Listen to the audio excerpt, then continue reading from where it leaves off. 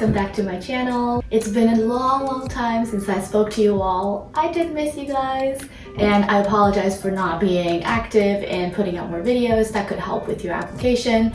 Hopefully all is going well. I'm really excited to be back, and I will explain, I promise, in the future videos about why I disappeared off the face of the planet for just about a couple months, but I'm well and alive. For today, I am actually going to speak to you about something that's top of mind for many people, that is the waitlist. Just in the past week, I've gotten so many messages from you on LinkedIn, through friends, about how to navigate and manage the MBA application waitlist. As many of you know, I was waitlisted as well when I was applying to MIT Sloan. Hopefully, this will give you some advice, ideas, and new ways of thinking when it comes to approaching the waitlist. So for today, we are going to dive into this 4-step strategy that I think would be really helpful for you to navigate the waitlist process, which again is a little bit different for each school. So adapt it as you see need. Let's get started.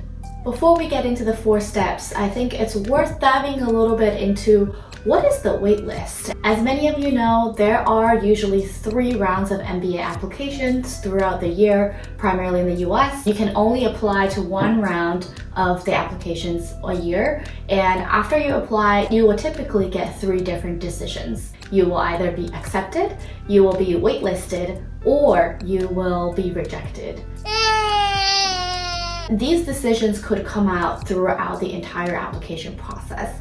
For example, most of the schools in the US have interviews. Once you've submitted your application, you will first wait for an interview invite. At that point, you will either be advanced to an interview, or you will be waitlisted for the next round of consideration or rejected. So there are actually many points in the entire application process where you could be waitlisted, and this waitlist, based on my limited knowledge of how the entire system works, appears to be a tactic that most schools adopt in order to manage the incoming applications that they receive every round of the application.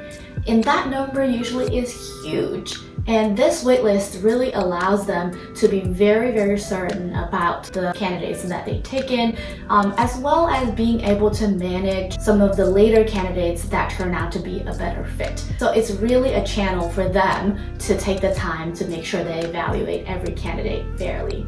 Well, at least that's what they say. While I don't have the exact number of waitlisted candidates on hand for each school at each round, I think it's important to look at some of the historic data, which you can see here, about the acceptance rate among waitlisted candidates for different top MBA schools in the US. This is a 2019 data. Again, take it with a grain of salt because this is pre-COVID. MIT sits somewhere in the middle at 8%, where some schools can go up to 15% and somewhere as low as 2%. This should give you a little bit more understanding and insight into your chance of getting off that waitlist that we all want to get off of. So, what do you do when you find out that you're on the waitlist? Besides crying in your bed in your living room for like the next 3 days. While there is no guarantee that anything will really work per se for your circumstance, I do think it's worth approaching the situation with a lot of strategic thinking and actions. Here are my 4 steps in approaching the waitlist strategically. Accept, diagnose, action, and manifest. First of all, accept. This is very simple. Basically, accept your spot on the waitlist. For me, I found out about my offer on the MIT Sloan waitlist through an email. And through the email, I had to log into the application portal and then accept my spot on the waitlist if I choose to. While it sounds basic, you just click a button to be on the waitlist. That's already an initial opportunity for you to evaluate your decision and evaluate whether you really want to go to a school. Now the second step, diagnose, which I think is probably the most important step in the entire strategy. For diagnose, since we're talking about being very strategic and structured here are the 3 things that I really would encourage everyone to diagnose and reflect on during the time that you have. Think about what pool you're competing against. That could come from various dimensions.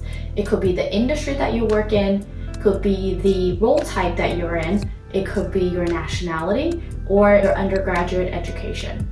Again, all of them have to come together, and there's no way for you to know which specific element you're being evaluated on, but it is worth thinking about where you might stand in a pool of candidates.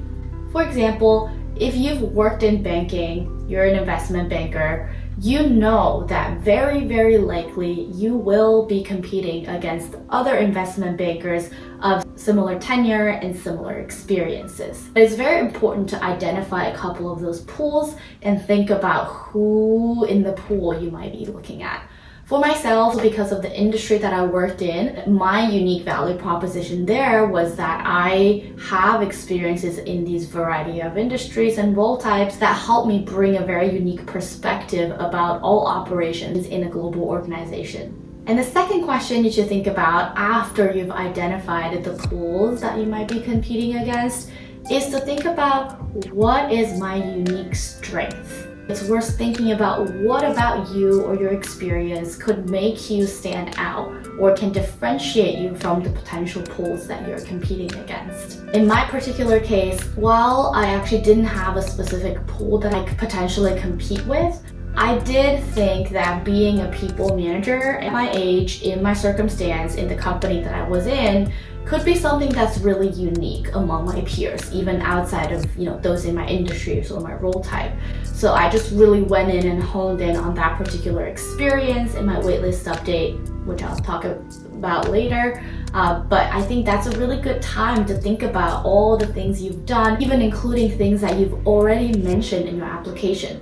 Just really distill those unique perspectives and experiences. That could be your quantitative aptitude, which MIT Sloan cares a huge amount about. It could be your entrepreneurship experience, or it could be management experience. The third question is, what might I be missing?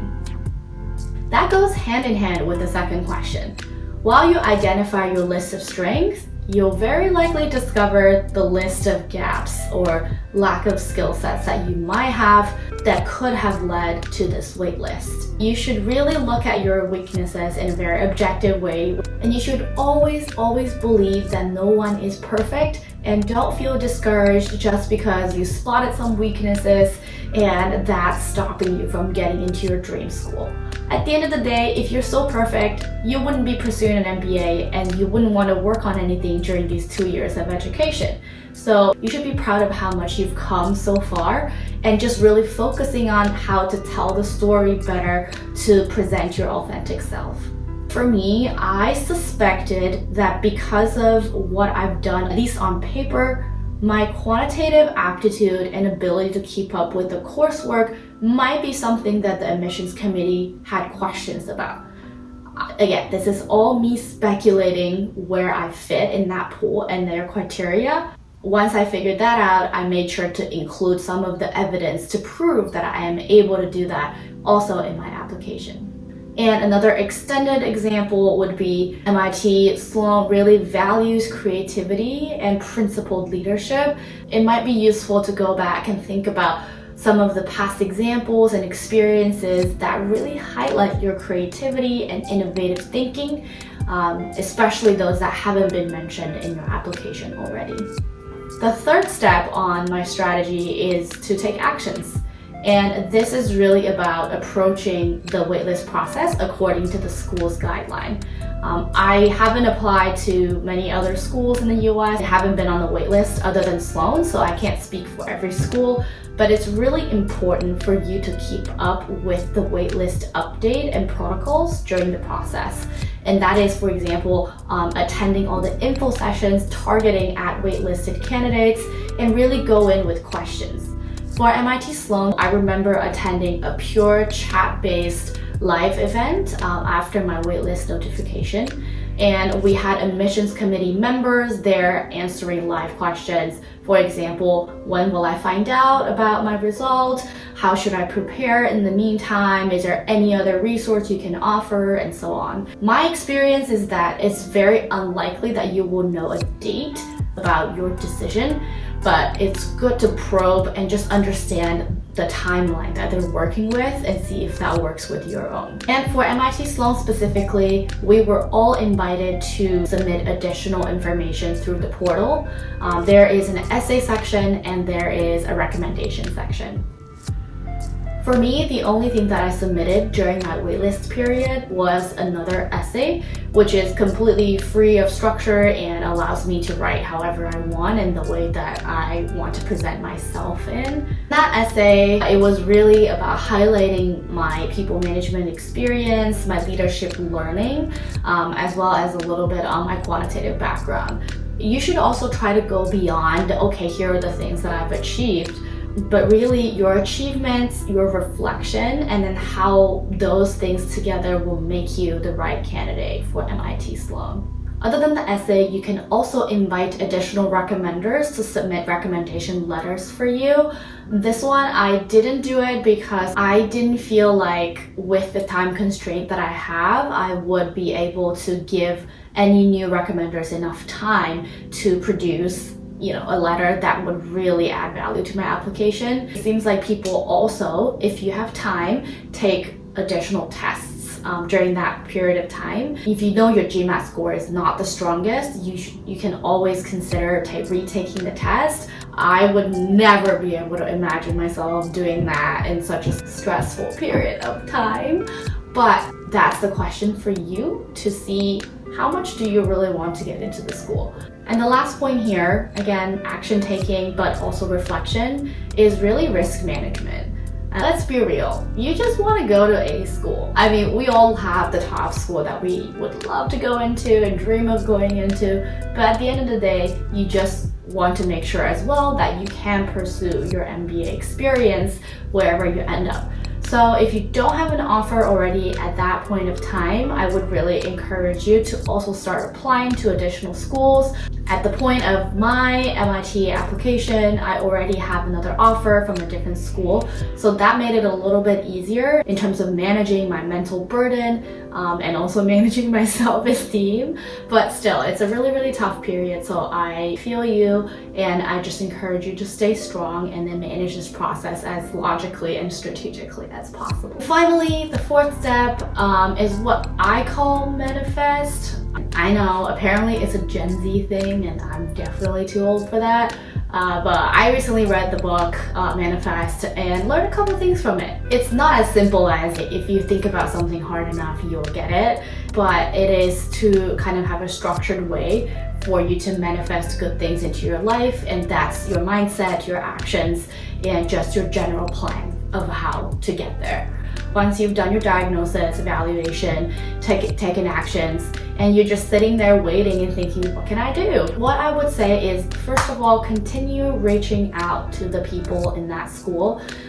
So for those of you who reached out to me, I'm so sorry I haven't gotten back to you one by one, and hopefully this video will answer some of your questions, but you should absolutely keep doing that, and just so you get different perspectives to reconfirm what you want, and just to learn about the school. Imagine that you are going to MIT Sloan and there are just so many things that you could learn about from students and alumni. And other than that, I would say also just focus on yourself. Like, take a step back and just think, you're doing this whole MBA application and school thing for yourself.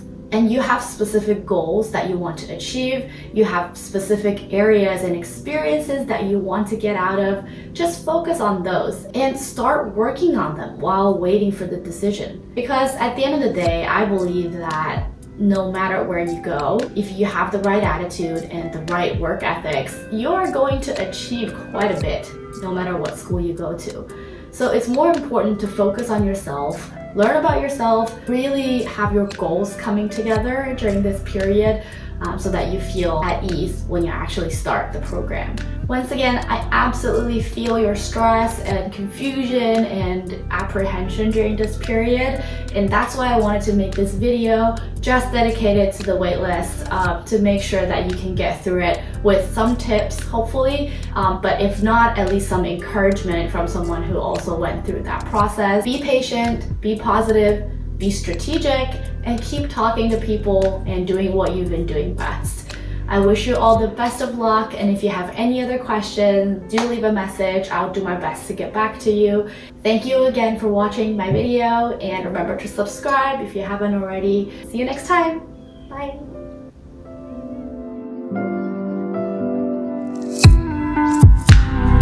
Just wanted to say my plants have grown so much.